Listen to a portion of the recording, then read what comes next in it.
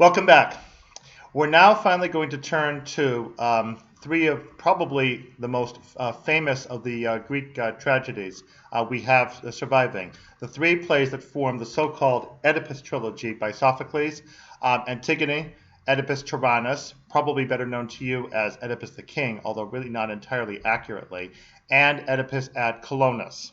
You'll notice that I've listed them here in a somewhat strange order because if you know the three stories by now, having read the plays, you know that in terms of narrational chronology, Oedipus Tyrannus, here given B, really came first, then came Oedipus at Colonus, and then finally came Antigone. So the question is, why are they listed in this order? And that's because this is the order in which they were produced. Again, although it's popular to refer to these three plays as a trilogy, they don't form a trilogy in the way that Aeschylus's three plays form an actual trilogy, the three plays produced together. So it's important to bear that in mind, but we can still speak of them loosely as a trilogy in terms of the full cycle that is described regarding the house of Laius, starting with Oedipus's reign that fell apart because of his own personal past, and concluding with the conflict between Antigone and Creon that will ultimately destroy both of them and essentially bring down the house of Laius. Okay, so we'll talk about these three plays individually, and then we'll talk about what Sophocles might have been doing with these plays for the history of the times, what he might have been wanting to say to his Athenian audience. So first of all, let's start with Antigone. As you saw when you read the play, and we actually do not know exactly when this was produced, but we've guessed probably about a decade prior to the Peloponnesian War, so maybe around 440 BC or so.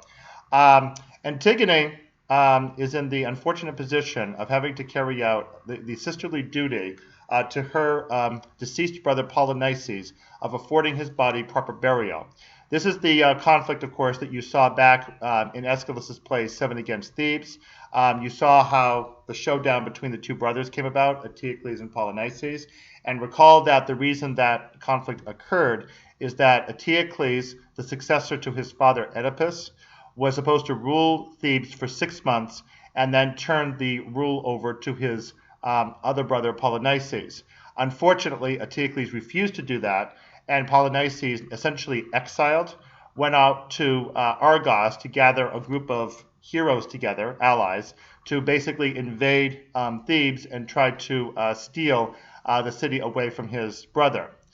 In the conflict that ensued, as you saw in 7 Against Thebes, the two brothers carry out a duel against each other and end up killing each other. Once they're dead, Creon, who was previously the regent while the two boys were growing up, now becomes king once again, and he passes a decree that Eteocles will be afforded a proper state burial, but that Polynices' body will be tossed out outside the city to be left to rot for the dogs and crows to consume. This is where the conflict comes up, because as you saw foreshadowed at the end of 7 Against Thebes, Antigone is going to choose to flout the decree and in fact carry out a burial of her brother's body, contrary to that decree, despite the herald's attempt to stop her, and even despite Ismene's attempts to dissuade her. So now we see the consequences, that Antigone is now in the position of trying to persuade her sister Ismene to go along with the plot in the prologue of the play, and Ismene refuses. This is, remember, is analogous to Electra, in which we saw the conflict between Electra, who wants to take an action of vengeance, versus Chrysothemis, who wants to simply leave everything the way it is because women are not in a position to oppose what men do. So Antigone carries out the act of burial in a way that Electra also helps to carry out the act of vengeance against her mother. And as is depicted by the guard who catches her, Antigone tries twice to carry out the burial, and on her second attempt, she is taken into custody by the guards and brought before Creon. And this is now where the central conflict of Antigone comes up, because Antigone is trying to represent her own sisterly duty, as we said before, but she also, besides her own family, is also representing the gods. It is her view that will in fact be confirmed later in the play by the prophet Tiresias, that the gods in fact will not accept the mistreatment of a body in the way that Creon wanted to occur. And actually, if anybody had stopped to think back to Homer's Iliad, in the myth of the Trojan War, Achilles had similarly mistreated the body of Hector after Achilles had killed Hector in the one-on-one duel before the embattlements of Troy, and then had dragged Hector's body around the tomb of Achilles' friend Patroclus, whom Hector had previously killed in battle with the aid of the god Apollo. So Achilles, for personal reasons, mistreats the body of Hector, and eventually, although it's not a unanimous decision, the Olympian gods finally rule that this is not acceptable, that Achilles needs to surrender the body back to the Trojans and allow King Priam to give a proper burial to his son Hector and be afforded time for the Trojans to mourn the loss of Hector. So similarly, Creon might have been alerted that a decree of this nature simply will ultimately not carry weight in the face of what the gods might decree. So Antigone and his son Haemon both try to convince Creon to change his mind, and he refuses. It is only after Antigone goes off to her prison and Haemon leaves in disgust, essentially, that the prophet Tiresias shows up and informs Creon very unwillingly that, in fact, Creon is wrong, that Antigone does need to be released, and that the body of Polynices does need to be given a proper burial. Only with the final insistence of the chorus, representing the people of Thebes, does Creon finally change his mind. He does go and give the body its burial, and then goes to release Antigone, and sadly, it's too late. And when Haemon sees what's happened to his betrothed, his fiancée, Antigone, he tries to kill his father, misses, and then ends up turning the sword on himself and kills himself. And when Creon sees what's happened, he is devastated, and then he learns afterwards that when his wife Eurydice has heard the news, she also commits suicide. So Creon is completely destroyed by everything that he carried out. The reason why this tragedy, though, is so vivid is that Creon really was carrying out a proper state action when he carried out the decree, because by the mores of the time, Polynices really was a traitor and really could not be supported with a state burial. Unfortunately, despite that, there really was a divine law in place that Antigone was correctly citing and that Tiresias confirmed. And the unfortunate part about Creon is that because he allowed his personal feelings about being schooled by a woman, schooled by his niece, schooled by his son, and so on, as well as the people of Thebes, he thought he had to stay absolutely steadfast against being told what to do in order to stay in control. It's a typical example of a leader who is blustering in order to cover up what he is perceiving as a possible imperfection in his ability to lead. As a consequence of that personal conflict that ends up invading the official conflict of gods versus state, Creon ends up making the fatal mistake of delaying too long to see the error of his ways, and as a result, everybody in Creon's family is lost. And Creon ends up being, in his own way, a tragic hero, forced to undergo anagnorisis, or the process of recognition in Aristotle's terms, too late. So Antigone essentially concludes the story that is given to us in prefatory terms by the two Oedipus plays, even though obviously these two plays were produced later. What's going on here? It is possible that the Athenians are being warned. This play is somewhat later than Electra. The Athenians might be now being given a wake-up call that they have to be very careful to put too much weight on the power of the state to make their own decisions, that there could be other concerns on a more personal level that could potentially conflict with those state prerogatives, and that the Athenians might need to be watchful and not just assume that because they have the power as a state that they can do whatever they want without consequence. Oedipus Tyrannus possibly dates to the beginning of the Peloponnesian War. As we'll talk about in the later video, there was a major plague that broke out in the city of Athens, and scholars have often thought that the plague that is besetting Thebes reflects that plague. That is uncertain. But Oedipus Tyrannus perhaps does date to right at the beginning of the Peloponnesian War. The story is probably fairly well known to you that Oedipus is destroyed in his kingship by the discovery that even though he thought that it was false, a prophecy given to him that he would kill his father and marry his mother actually had in fact come to pass, that in fact Oedipus was the son of the deceased king Laius, that Laius and Jocasta themselves, having received a prophecy that this would occur, had abandoned the baby, had in fact given the baby to a shepherd to be slaughtered, but the shepherd didn't do that. The shepherd instead, as fate would have it, passed the baby on to another shepherd to then convey him off to Corinth, and that is where Oedipus grew up, believing that he was being raised by his natural parents, when in fact he was being raised by, effectively, foster or surrogate parents. So Oedipus undergoes a search because now as king of Thebes, having gotten there by his successful dispatching of the Sphinx, solving her riddle, and then marrying Jocasta, his mother, as a reward, Oedipus now is confronted with a plague that besets the city. And the problem was that when Oedipus was at Corinth, he heard the prophecy over again about killing his father, marrying his mother. He rushed away from Corinth, and on the road had a bit of road rage issue with a man in a chariot and ended up killing everybody involved except for one man who was able to flee.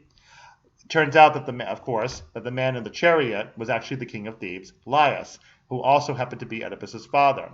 Now, because of the Sphinx, the Thebans apparently did not carry out a proper investigation of the king's death, something that's rather odd and something that I'm sure the Athenians would have been pleased to mention as a way of putting down Thebans. Like, couldn't they possibly investigate the death of their king? Well, okay. Oedipus now starts carrying out an investigation into the cause of the plague and discovers that the city is under a curse because the murder of the king is inside the walls. And so he has to carry out an investigation of the murder, and as you saw in the play, it leads to the whole unraveling of his story. Here again, I think we may have a warning to Athens, and now if Athens actually is in wartime, the warning would be even more apt. Once again, we have a case of somebody who has been in a state of power, who thought that he had the power to basically manipulate everything and even fix things any way he wanted to, and he just believed that because he would will something, it would come to pass. Well, yes, that was true, except that what would come to pass would actually be destructive for him. So it was one of those be careful what you wish for situations. So Oedipus, in fact, is confronted with the reality that for all of his power, insight, drive, really amazing perseverance, even he is not able to fully understand the will of the gods, and even he is eventually going to be brought to bear by his own past. Tiresias tries to warn him, just like we saw with Creon and Antigone. Oedipus rejects the warning and then discovers eventually, despite his personal antagonism to the warning, that in fact it was correct, and Oedipus ends up being consumed by his past. There is an odd thing about the end of this play. Oedipus actually sees his two daughters. Of course, he doesn't see them. He has to touch them. But he's supposed to be driven out of the city right away. And yet, we discover in the final play, Oedipus at Colonus, that didn't happen. Somewhere in between, there must have been a decision to rescind that exile order, and then for later reasons, Eteocles and Polynices, in their conflict, ended up exiling Oedipus for some other reason. Because when you get to Oedipus at Colonus, it appears that Oedipus has cursed the two sons because of their refusal to support him. It would appear that they drove Oedipus out because he was continuing to curse the city by his presence, and it was contrary to the original arrangement, and so Oedipus, in a state of anger, has now cursed the two sons. Probably what's quite remarkable about Oedipus Tyrannus is how really amazingly Sophocles is able to tell a story that, if you think about it, doesn't really make any sense. There was even one time an article written one time in the Journal for Classical Association of New England comparing Oedipus Tyrannus to Star Wars, A New Hope. In both cases, the presentation of the story is so magnificent that unless you stop to really think about it afterwards, you won't realize that both stories, in fact, have a lot of difficulties with them. They don't actually make sense, and there are plot holes all over the place. Of course, it's quite interesting to note that you have incest in both stories as well, potentially, in one case actually playing out, and in the other case almost playing out. So it's quite interesting that Sophocles is so effective in the way he presents the drama, and in fact Aristotle did point to this play as the ideal tragedy, especially the way that it could get all the events to be compact within a relatively short period of time. Curiously, however, it didn't win. It came in second place. And again, we're not sure of the year, but it might very well tie in with the city of Athens' plague. All right, so that's that one. Oedipus at Colonus, the final play, is Oedipus wandering around Greece and finally coming to Athens, not realizing that he's at Athens, and stumbling by accident into the grove of the Eumenides. You've, of course, met the Eumenides in the Aeschylus play, the final one of the trilogy. The Eumenides are the guardian goddesses, and in trespassing on their property, Oedipus, of course, threatens to bring his curse into the city of Athens. So, of course, he's met by the citizens of Colonus, and at first they try to push him away, but then they end up accepting him. King Theseus shows a great deal of magnanimousness to actually accept Oedipus in. That says a lot about Athens. You should realize that this play was produced 5 years after Sophocles' death, and that means 3 years after the conclusion of the Peloponnesian War in 401 BC. And Athens ends up looking way better than Thebes. Because what do we see? We see Thebes in conflict, turmoil between Eteocles and Polynices. We see the two girls basically out on a limb trying to support their blind father and then actually getting captured by King Creon. Everybody from Thebes wants Oedipus to return all of a sudden, because now a prophecy has come about to say that whatever city gets Oedipus's body buried within its political area would end up benefiting.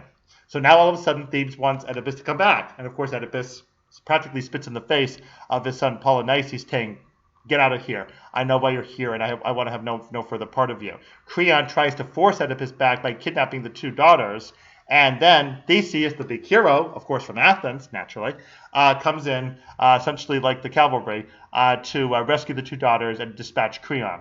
So Athens looks terrific here. By essentially agreeing to accept Oedipus despite his past, getting him past the grove of the Eumenides, getting rid of the awful Thebans, who obviously are completely merciless and immoral. They obviously have no part in what's going on with Athenian politics. And then finally getting Oedipus actually buried in a way that is divinely sanctioned, as we see at the conclusion of the play. And it's only Theseus and Oedipus, as he passes away, who sees exactly what happens to him. As you can see, that was the perfect moment for darkness, at the moment when Oedipus is buried. And even his two daughters, Antigone and Ismene, are not let in on the secret. What I think we may have with Oedipus at Colonus was a retrospective that Sophocles essentially wrote at the end of his life, maybe thinking back to the greatness that had been Athens before. And it was published very aptly after his death and after the Peloponnesian War and after the Athenians started to come back into greatness even after the war was concluded. That there was quite a bit of opportunity for the Athenians to gain supremacy both politically and militarily in Greece, and especially to be able to thwart Thebes.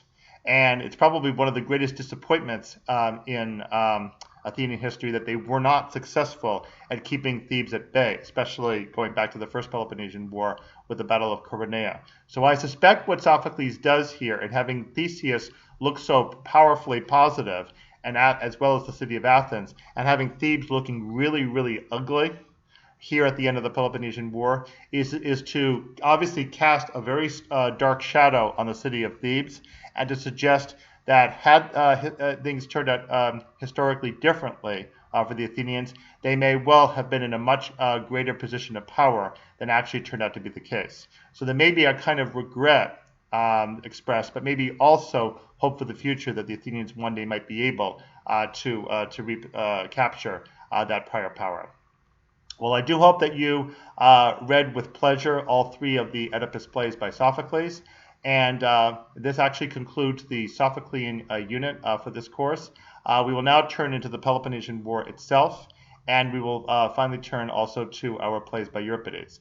Of course, this is going to be taking up your attention after you take your midterm exam. So the next videos will explain how to take the midterm, and then when you return from your midterm, we will be coming into the Peloponnesian War and the plays of Euripides.